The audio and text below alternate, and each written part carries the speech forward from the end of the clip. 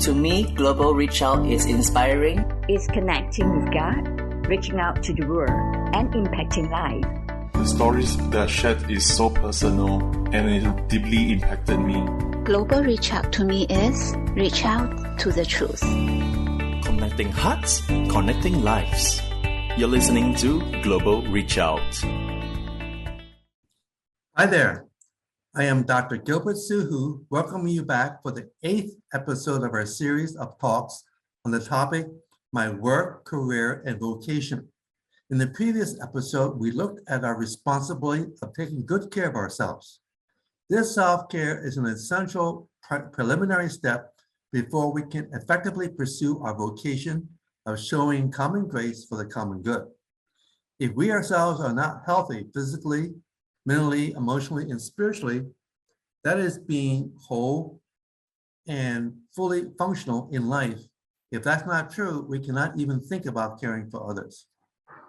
The second greatest commandment, love your neighbor as yourself, implies that we love others as we love ourselves. If we do not love ourselves, we cannot love others. Love is an ability. Abilities can be developed and strengthened. Love is one such ability that can grow. As we learn to love ourselves and to take care of ourselves, we attain wholesomeness. We arrive at a place where we have learned to accept ourselves just the way we are. Now, we may wish to be taller or more attractive, or we may wish to be more articulate and more socially graceful. These are normal desires. When they are not met, we are naturally disappointed. But if we obsessed over them, becoming resentful or even better, we cannot accept ourselves. Of course, there may be areas of life where we can improve. For example, we can take lessons in speech or take opportunities to speak in order to overcome any natural hesitancy and to gain self-confidence. Then we can become better at expressing ourselves. We may never be as good as professional speakers, but at least we can get better at it. But other areas cannot be addressed. I, for example, wanted to be at least 1.83 meters tall as a youth, but did not attain that height. The next best thing was for me to work on my posture, to sit and walk with a straight back and not be hunched over. Bearing in mind our vocation, we reorient our thinking and goals. We learn to love ourselves, not simply for our own sake, but also for the sake of others. That orientation keeps us from becoming too self-centered to the neglect of others. As we take care of ourselves, we observe best practices for a healthy lifestyle and how to overcome an adversity like illness, getting retrenched, or dealing with disappointment. Then when someone experiences something similar, we may be able to come alongside and offer encouragement, counsel, or material help because we have the experience. And experience leads to confidence. We are confident that we can handle what comes at us in life, and so we can have confidence in helping others. A good friend lost her husband and father-in-law within a period of several months, when their children were still very young. She had been a housewife out of her field of work for many years. Suddenly, she faced not only profound grief, but she also had to re-enter the workforce to care for the family as a single parent. It was very tough, yet she managed. With that experience, she now willingly comes to the aid of anyone facing similar challenges. Many of us don't know what to say or how to act around someone suffering so profoundly. But my friend immediately knows what to say, establishes rapport by sharing her own experiences, and thereby gaining credibility and acceptance. These kinds of situations where we must navigate through in order to get on with life are known collectively as carpe diem, a philosophy and outlook on life. It literally means pluck the day or seize the day from the original Latin expression.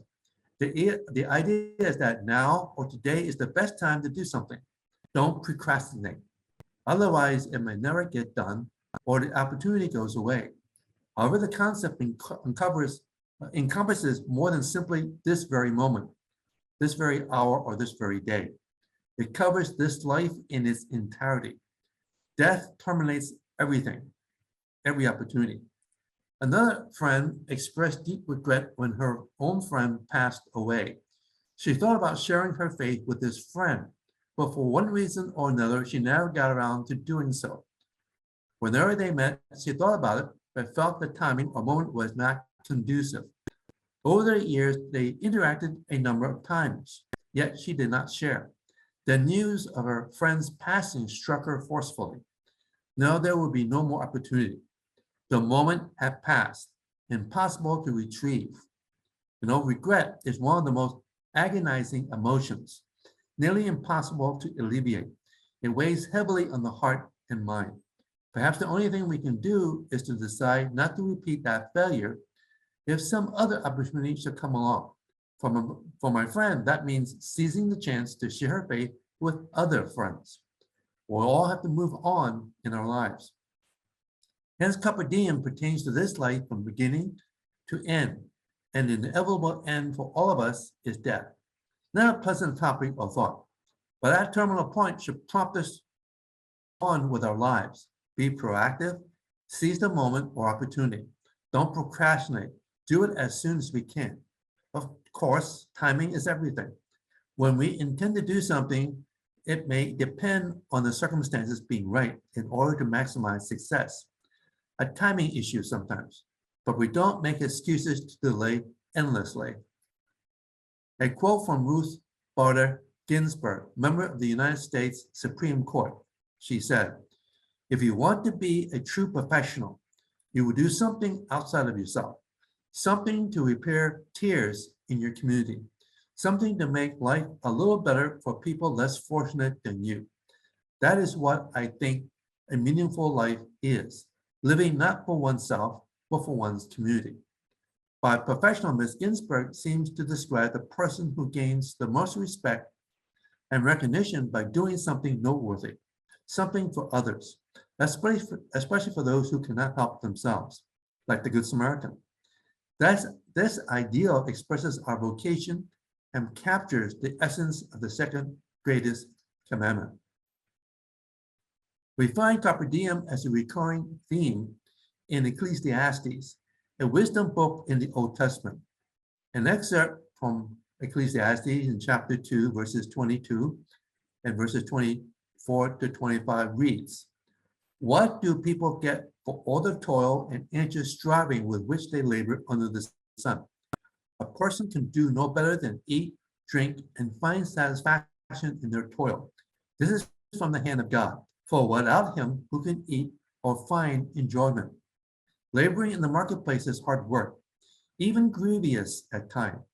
Anxiety, fear, and fatigue marks us. This excerpt points to one positive aspect of work, our compensation, by which we sustain our lives with the basic necessities. There is also satisfaction from a job well done. But all of this is still a gift from God. Regardless of how hard and smart we work, we cannot guarantee a satisfying return on our labor unless God grants it. Here's affirmation of God's sovereign authority in the affairs of humanity. He is involved and aware of all that goes on. It requires on our part faith and dependence on him. Thus, our practice of carpe diem requires faith. We do our part to the best of our ability, yet we must also look to God's blessing. Yes, we look out for ourselves, our well-being, our work and other responsibilities, yet we are not totally on our own. God is with us. As his common grace showers all humanity in general, it touches each of us in particular. But common grace does not eliminate all difficulties, hardships, struggles, even failure. The messiness of life can plague us. We have to be tough, resilient, and persevering. We fight our battles in the workplace and out there in life. So, how does common grace benefit us if it does not make life easier? It is common grace that empowers us to fight Whatever challenges we may face in the office, at home, in our neighborhoods and society, and in our faith community, we're not defenseless or without resources. Grace keeps us from being overwhelmed. Personal ingenuity, resourcefulness, and hope is seeing any challenge through to the end are all evidence of grace in our lives. Ultimately, grace gives us hope to face today and a sometimes uncertain future. Globalization means that what happens elsewhere in the world can potentially impact us in significant ways. Armed conflict, tension between nations, and civil unrest in other places are immediately reported on the news. We learn about the events and follow developments. Given how the economy of countries are interconnected, we may feel the pinch in our wallets. Faith means we don't give up on ourselves because we don't give up on God who is faithful and will not abandon us in our time of need. He is here. His presence is evident in His grace. With a positive, hopeful outlook, we maintain our health mentally and emotionally. Those of us with an active faith in God can attune our spiritual vitality as we nurture our relationship with Him, particularly in obedience to the greatest commandment to love God with our all. And as Ecclesiastes affirmed, we perform our duties in the workplace diligently so we may enjoy the fruits of our labor, food and drink on the table for ourselves and our families, and the satisfaction of living a worthwhile, meaningful life. As we take care of ourselves and families and stay healthy and strong, we can pursue our vocation with fervor and energy. Well, next time, we will look at our goals and dreams for our careers. But for now, I close episode 8 of our series on work, career, and vocation. Until then, have a safe and fulfilling day. Okay. Some questions and comments for you to consider. Number 1, do you generally recognize and seize an opportunity when it appears? Number 2, what missed opportunity do you regret, but it's too late to do anything about it? Number 3, what caused you to miss the opportunity? What prevented you from seizing the opportunity? The program is proudly presented by Global Reach Out. We welcome you to share our live enriching webcasts with family and friends through our website, global-reachout.org. Let's reach out to bless more lives together.